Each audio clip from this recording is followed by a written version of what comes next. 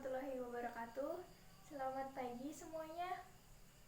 Gimana nih kabarnya? Alhamdulillah sehat semua ya.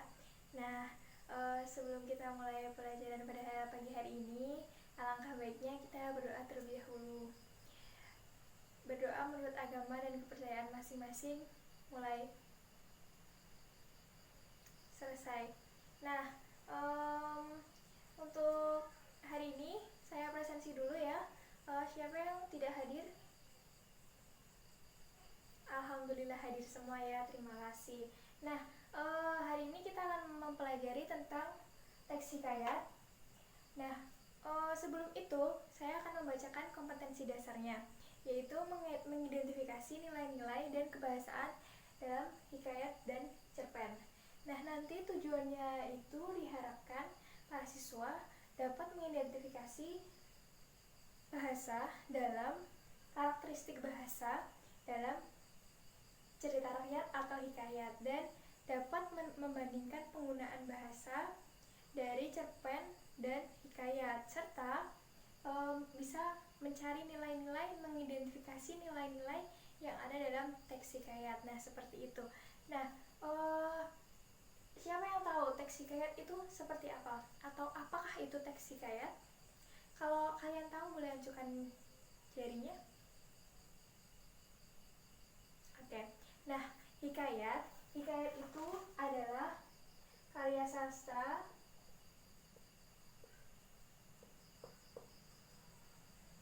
lama Melayu.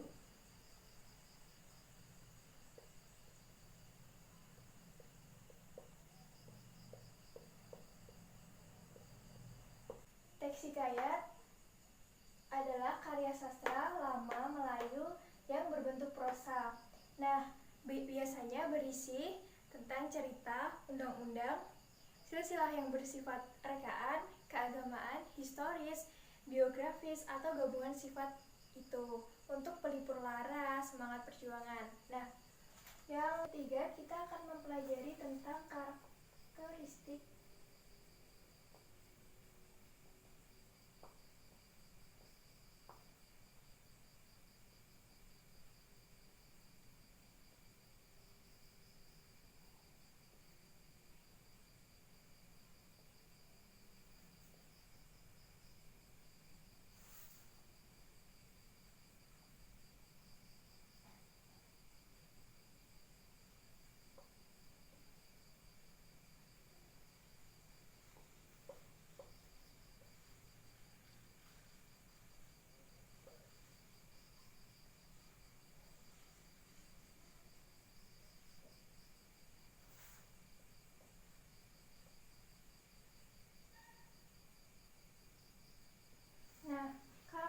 bahasa dalam hikayat itu, yang pertama, banyak menggunakan konjungsi.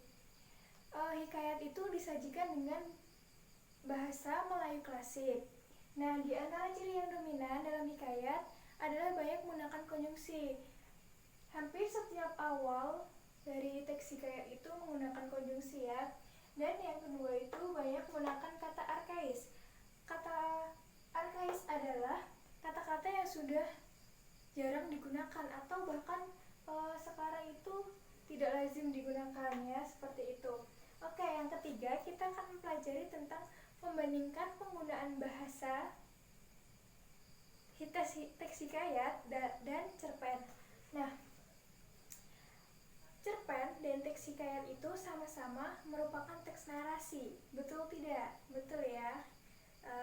Yang keduanya itu memiliki ciri-ciri yang sama, yaitu unsur intrinsik yang sama seperti penokohan, sudut pandang, gaya bahasa, setting, dan alur.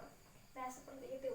Dan perbandingan bahasa dalam teks hikayat dan cerpen terutama dalam penggunaan gaya bahasa, yaitu majas. Dan dalam teks hikayat itu banyak menggunakan majas, sedangkan di teks cerpen itu ada tetapi tidak banyak ya. Dan dalam teks hikayat itu menggunakan bahasa Melayu itu tadi, dan cerpen menggunakan bahasa Indonesia. Dan konjungsi yang menyatakan urutan waktu dan kejadian. Nah, seperti itu. Nah, untuk tugas hari ini, silahkan kalian bentuk kelompok, lalu kalian mendiskusikan dengan kelompok masing-masing kelompok, mengidentifikasi nilai dan kebahasaan teks hikayat yang ada di buku halaman 50.